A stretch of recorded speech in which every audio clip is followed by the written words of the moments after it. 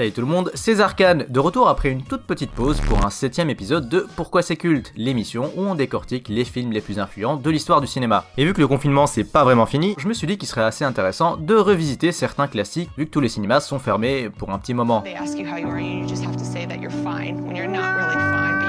Et je vous remercie d'ailleurs pour vos suggestions en commentaire du dernier épisode qui m'ont aidé à choisir le film à traiter aujourd'hui. Et je vous invite d'ailleurs à faire de même pour celui-ci. Bref, vous l'aurez compris, aujourd'hui on parle d'un des westerns les plus mythiques de l'histoire du cinéma, j'ai nommé Le Bon, la Brute et le Truand.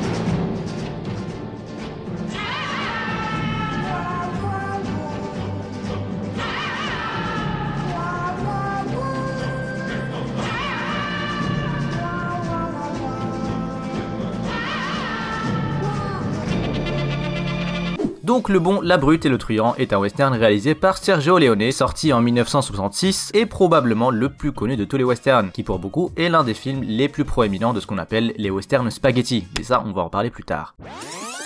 Sinon, ce film s'inscrit comme le troisième et dernier film de la trilogie du dollar, avec pour une poignée de dollars et quelques dollars de plus, dans lequel Le Bon, la Brute et le Truand est en quelque sorte le préquel, mais ça aussi, on va en parler plus tard. On retrouve d'ailleurs dans ce film le célébrissime et aujourd'hui réalisateur à succès Clint Eastwood, ainsi que les beaucoup moins connus et presque oubliés aujourd'hui Lee Van Cleef et Eli Wallach. Sinon, le film connaît à sa sortie un énorme succès, vu que d'une part les westerns étaient extrêmement populaires à l'époque, mais aussi et surtout grâce à la notoriété de Sergio Leone, qui était à l'époque et reste aujourd'hui un maître en la matière. Mais bon, avant de commencer l'analyse, vous connaissez la chanson maintenant, un petit résumé du film s'impose. Et bien sûr, si vous n'avez pas vu le film, déjà spoiler, et aussi allez voir ce film, c'est un classique qu'il faut regarder absolument. En plus, le film est disponible gratuitement sur YouTube, en VF et en très bonne qualité. Donc là, vous n'avez pas d'excuses. Bref, c'est parti donc pour le résumé du film en moins de 90 secondes. Le film nous raconte l'histoire de trois bandits, celui qui n'a pas de nom et qu'on va appeler Blondin, alias Le Bon, Sentenza, alias La Brute, et enfin Tuco, alias Le Truand, même si une traduction plus littérale donnerait plutôt Le Moche, mais bon. Tuco est un criminel recherché avec une prime sur sa tête, il est aussi de mèche avec Blondin qui le libère à chaque fois après l'avoir lui-même livré aux autorités avant de se partager tous les deux la prime. Pendant ce temps, Sentenza, après avoir effectué un job et tué quelques figurants, apprend l'existence d'un coffre rempli d'argent caché par un certain Bill Carson. Blondin décide d'arrêter sa combine avec Tuco et l'abandonne dans le désert comme un gros sale.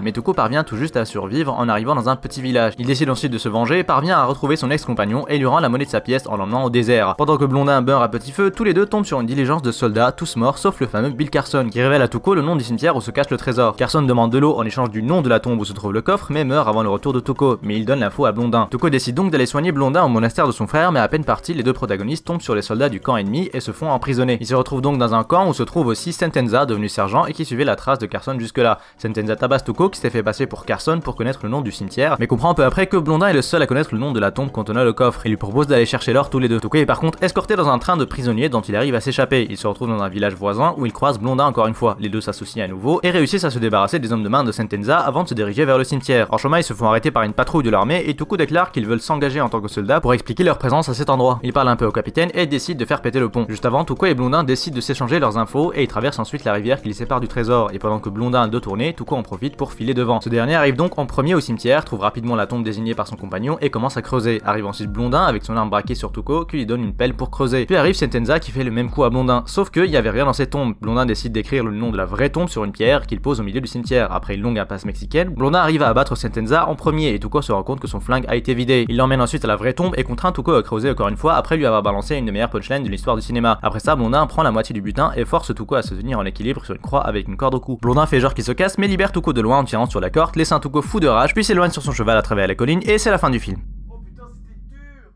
Bon, maintenant qu'on a résumé le film, on peut passer enfin à l'analyse qui est, on va pas se le cacher, ce pourquoi vous regardez la vidéo. Et donc pourquoi Le Bon, la Brute et le Truand est un film aussi culte? Eh bien pour bien expliquer ça, il faut d'abord poser un peu le cadre.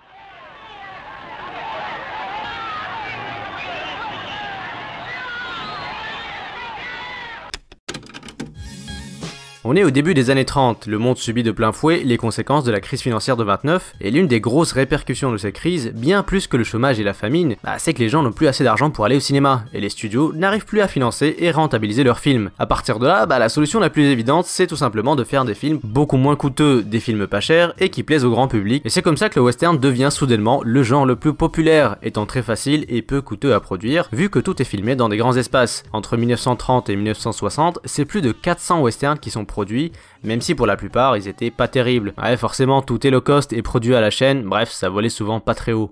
Sinon, de l'autre côté de l'Atlantique, en Italie, les gens font des tagliatelles et des bonnes pizzas quattro formaggi, mais ils font aussi des films. Sauf que pas de bol, le chef de l'État à l'époque, c'était un certain Mussolini, un vilain monsieur qui censurait et altérait lourdement les œuvres cinématographiques pour servir son propre régime politique. Bon, le gars volait aussi l'argent de son peuple et tuait toutes les personnes qui osaient parler, mais bon, ça c'est autre chose. Et tout ça, forcément, ça a eu un impact sur le peuple italien, et sur son art plus particulièrement, qui prenait un aspect beaucoup plus méprisant et aigri. Et forcément, ça a aussi des teintes sur les réalisateurs italiens de l'époque, comme Tonino Valeri, Sergio Corbucci ou encore Sergio Leone. Et si je mentionne particulièrement ces trois réalisateurs, c'est parce qu'ils sont surtout connus pour un style de film bien particulier, qu'on appelle les western spaghetti. Mais c'est quoi un western spaghetti? Eh ben c'est tout simplement un western à l'italienne, c'est pour ça qu'on dit spaghetti. Ouais, à l'époque, le terme était principalement utilisé de manière péjorative, les Américains considérant que ces westerns à l'italienne étaient tout simplement inférieurs aux westerns traditionnels américains. Par rapport aux westerns classiques, les westerns spaghetti avaient eux une approche beaucoup plus dark du genre du western comparé à ce que produisait Hollywood à l'époque. On avait du côté d'Hollywood un western qui décrit un ouest américain où la civilisation et la loi sont bien en place, et du côté des Italiens un ouest où seul règne le désordre et la violence. D'un côté, un combat classique du bien contre le mal, du gentil shérif vertueux aux valeurs nobles contre les indiens méchants et sauvages, et de l'autre côté, un monde dénué de morale, rempli de meurtres, de trahisons, et où le bien et le mal s'entremêlent. D'un côté, un héros beau, stylé, charismatique, charmant, humble, swag. De l'autre côté, un héros violent, crasseux et servant avant tout ses propres intérêts, un anti-héros finalement. Plusieurs réalisateurs ont donc participé à la popularisation de ce type de western, mais c'est avant tout Sergio Leone qui a mis ce genre de film au devant de la scène, tout particulièrement grâce à Pour une poignée de dollars qui avait connu un succès monumental, devenant à l'époque le film italien le plus rentable de tous les temps. Même si bon, en réalité, le film était quasiment copié sur le Yojimbo de Kurosawa, et Leone lui-même avait avoué s'en être grandement inspiré. Quelques années plus tard, avec la sortie et le succès de Et quelques dollars de plus, Leone avait définitivement prouvé sa valeur et avait à lui tout seul remis au devant de la scène le genre du western qui était en train de mourir à petit feu. Et c'est là qu'on arrive en 1966 à la sortie de Le Bon, la Brute et le Truand. Et si j'ai pris autant de temps pour détailler toute cette histoire, c'est parce que tous ces détails ont une place majeure dans le côté culte de ce film. En fait, Le Bon, la Brute et le Truand était un film qui était voué au succès, sorti dans une époque où le western connaît un second souffle, étant la suite de deux films extrêmement populaires, et conçu par un réalisateur qui était littéralement une superstar à l'époque. Mais par contre, tout ça n'est pas forcément un gage de succès. Et si ce troisième film est celui qui aura finalement marqué le plus la mémoire des gens, c'est tout simplement parce que Le Bon, la Brute et le Truand reprend les mêmes qualités qui ont fait le succès des deux films précédents et les sublime. En regardant les films à la suite, on voit à quel point le style de Leone s'améliore petit à petit pour aboutir à ce chef-d'œuvre de cinéma. À commencer déjà par l'image. Ce film, surtout pour l'époque, est particulièrement beau à regarder, que ce soit les grands espaces filmés en grand angle ou au contraire les gros plans extrêmes sur la tête des personnages qui sont devenus un peu la marque de fabrique du cinéma de Leone. Dans ce film, ce dernier prouve amplement ses talents en termes de narration visuelle. Le film est rempli de scènes extrêmement soignées, comme l'entrée de Sentenza au début du film, dans un plan où l'ensemble de la scène est au point, ce qui dramatise encore plus l'entrée du truand, ou encore cette scène où Blondin déballe la dune de sable, se retrouve juste devant la caméra, puis Tuco qui balance une bouteille d'eau qui roule le long de la même dune pour atterrir pile à côté de la tête de Blondin. J'y avais pas fait attention avant, mais ce genre de scène devait être extrêmement dur à chorégraphier. Il y a une énorme quantité de scènes dans ce film qui sont incroyablement mémorables. L'une des plus mémorables étant sûrement la dernière scène de confrontation du film, ce duel de regard entre les trois protagonistes qui déborde de suspense. C'est d'ailleurs dans cette scène qu'on voit Blondin porter pour la première fois le fameux poncho qu'il arborait dans les deux films précédents. Petit aparté d'ailleurs, c'est ce détail qui pousse beaucoup de personnes à considérer ce film comme un préquel des deux précédents, en plus du fait que le film se passe pendant la guerre civile, qui s'est déroulée a priori avant les événements des deux premiers films. Pour ma part, je ne pense pas que tout ça soit vrai, vu que Sergio Leone n'a jamais confirmé que ces films étaient connectés, et surtout que le personnage de Lee Van Cleef meurt à la fin de ce prétendu préquel, mais qu'on le revoit finalement dans les deux autres films, donc ça a pas de sens. Sinon, pour revenir sur cette fameuse confrontation, qu'on appelle aussi impasse mexicaine, cette scène est surtout mémorable grâce à la musique qui l'accompagne. C'est simple, on ne peut pas parler de Le Bon, la Brute et le Truand sans mentionner le compositeur de la bande-son Ennio Morricone, vu que la musique de ce film est encore plus culte que le film lui-même. Tout le monde reconnaît cette musique, qu'on ait vu le film ou non. On a parlé tout à l'heure de la musique qui accompagne la scène de la confrontation finale, scène qui dure d'ailleurs quasiment 5 minutes, mais qu'on voit pas du tout passer parce que la musique qui l'accompagne est juste géniale. Pour ma part, la musique qui me donne à chaque fois des frissons, c'est le morceau Ecstasy of Gold qui accompagne la scène où Tuco court à travers le cimetière à la recherche de la tombe. C'est juste magnifique, écoutez-moi ça putain.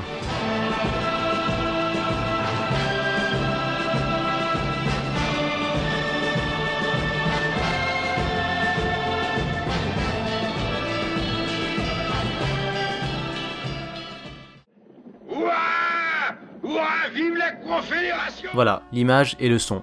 C'est ce qui pour moi fait de ce film un film culte. Bien au-delà du reste qui n'est là que pour servir ces deux premiers aspects à mon avis. D'ailleurs un petit détail marrant que j'avais jamais remarqué et que Roger Ebert décrit dans sa critique, c'est que dans ce film, le champ de vision des personnages est limité par le cadre de la caméra. Et Leone s'en sert tout au long du film pour nous surprendre en faisant apparaître des personnages de nulle part, alors que normalement ils devraient déjà être visibles. Bon ça a l'air un peu loufoque comme règle, mais ça marche, et Leone s'en fout d'avoir le meilleur script, le meilleur scénario, s'il pense que le résultat final plaira aux spectateurs. Même en termes de dialogue aussi, le bon, la brute et le truand en contient assez peu finalement, puisque Leone préfère le spectacle au dialogue. D'ailleurs lui-même affirmait qu'il y en avait déjà trop dans les westerns classiques, et je ne peux pas m'empêcher de penser que cette partie est un petit clin d'œil par rapport à ça. Quand on tire, on raconte pas sa vie.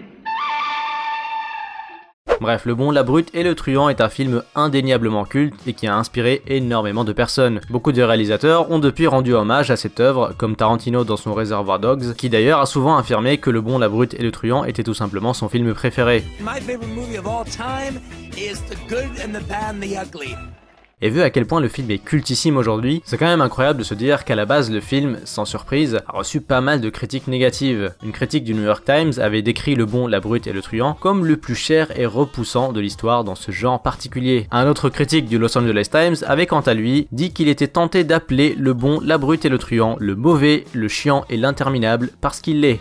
À croire que certains critiques ne sont que des péteux qui ne peuvent s'empêcher de critiquer tout ce qui est populaire. Mais bon, en tout cas pour moi, Le Bon, la Brute et le Truand est l'un des rares films des années 60 qui a très bien vieilli et que je prends plaisir à revoir à chaque fois. Un film intemporel qui pour moi en tout cas restera le meilleur western de tous les temps.